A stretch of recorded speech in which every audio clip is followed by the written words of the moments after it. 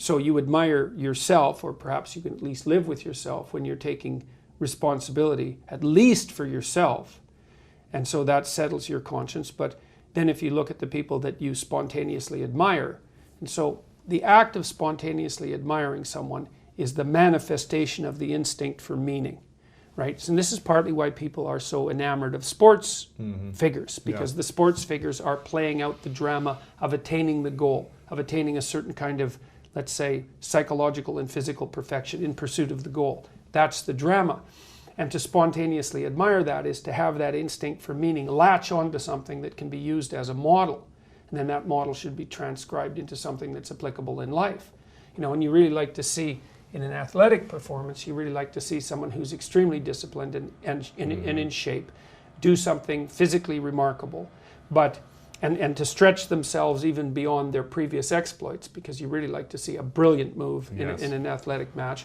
But you also like to see that person ensconced in a broader moral framework, so that not only are they trying to win and disciplining themselves in pursuit of that victory, and then stretching themselves so they're continually getting better, but they're doing it in a way that helps develop their whole team, and that's good for the sport in general, and that reflects well on the broader culture. They're a great leader in their team, they're positive, they're good sportsmen against their competitors, they're not negative towards the other people, they're lifting them up too, like the ultimate human. That's right, so that they can work for their own improvement in a way that simultaneously works for the improvement of their team and for the sport, and then to the degree that that spills over into the broader culture, so much the better. Right. So that's all being dramatized in an athletic event, and it's not philosophical, it's concrete, right? It's dramatized in the world, and that's what the games represent. And so, and it's partly because, in some sense, life is a game. It is. It is, in that you're always, the analogy is that in life, like in sports, you're setting forth an aim, and then arranging your perceptions and your actions in pursuit of that aim. And that you also generally do it while cooperating and competing with other people. Right. So that's also the game-like element as well. All of that's dramatized in athletics. Yeah. That's like philosophy for people who aren't philosophical.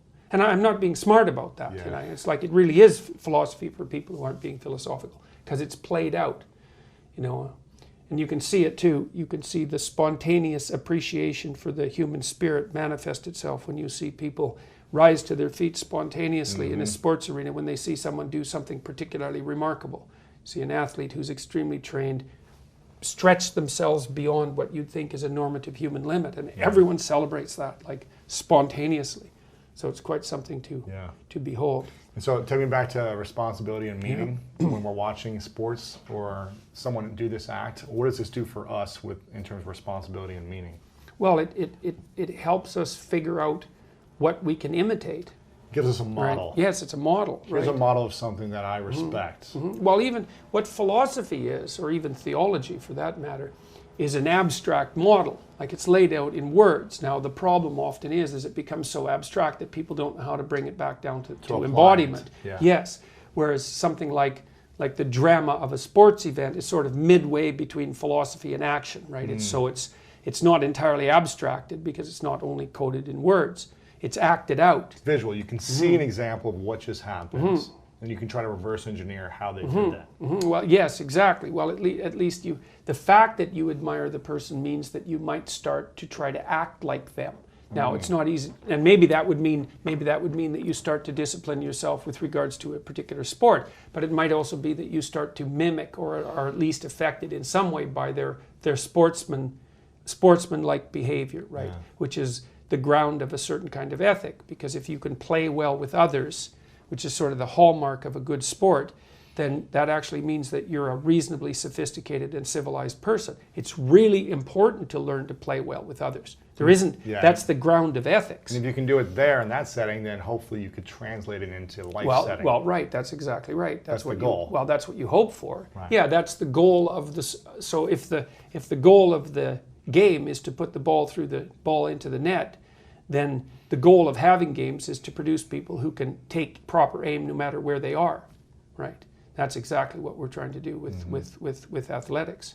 So I've been talking to my audiences a lot about that, and there's more to it too, because if the background of life is there's an ineradicable component of suffering, and that's complicated by, let's say, malevolence and the proclivity of people to betray themselves and others, which complicates it and makes it worse, then if you don't have a noble aim, and if that isn't imbuing your life with sustainable meaning, then you fall prey to all the catastrophe, the pain and the anxiety and the anger that suffering generates, and that makes you bitter. Because what I'm hearing you say is that, and correct me if I'm wrong, we must have an aim in our life no matter what stage of life we're in. And if we don't have some type of aim, even if for a few months of an aim of going somewhere or direction, the suffering's gonna be even more suffering. Pointless. Because we're already gonna face the greatest challenges in life. That's right. You're stuck with it. We're already struggling. That's right. There's no way out of that. Adversity is coming no matter what. That's right. If we have big goals or small little goal or whatever it may be, but it's going to be less suffering if we have an aim. Yeah, well, and not only that, it's worse than that even, because the suffering is pain. There's zero meaning. Well, the suffering is pain, and the suffering is anxiety and uncertainty, and the suffering is hopelessness. But the consequence of all that is that you get bitter. And when you get bitter, you get mean, and you get cruel, and you start to hurt yourself and other people. So it's not only that if you don't have a goal, you suffer. It's that if you don't have a goal, you suffer, and then you get cruel and bitter and resentful, and then you start to actively try to make the world a worse place. And so because you can't suffer pointlessly without becoming bitter, and you can't become bitter without becoming cruel. So you need an aim. The question, of course, is what you should aim. Yeah, better aim. Yeah, a better aim, that's for sure. So then the question is, what should your aim be? Now, we have a program. It's one of the things I wanted to talk to you about today. I have this website called selfauthoring.com, and that program helps people write about their life. And so there's a past authoring program.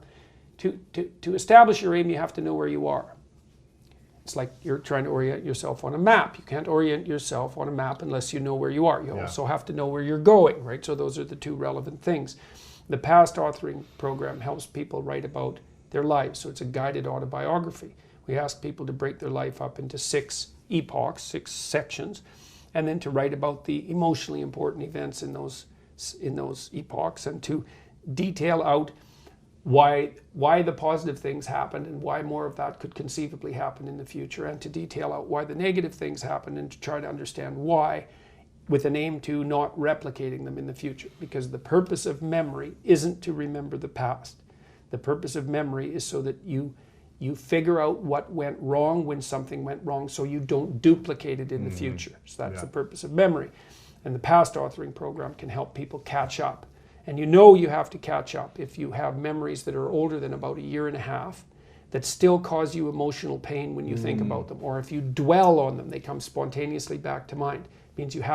It means that there's part of your life that you haven't mapped out properly, and it still has emotional valence that's gripping you. You're still holding on to that story. Or it's still holding on to you. Interesting. Right, you haven't let it go. Yeah, well, you haven't been able to navigate your way through it. There's a pitfall there that you fell in, and you don't know how to avoid similar pitfalls in the future, and that's why your brain won't let it go.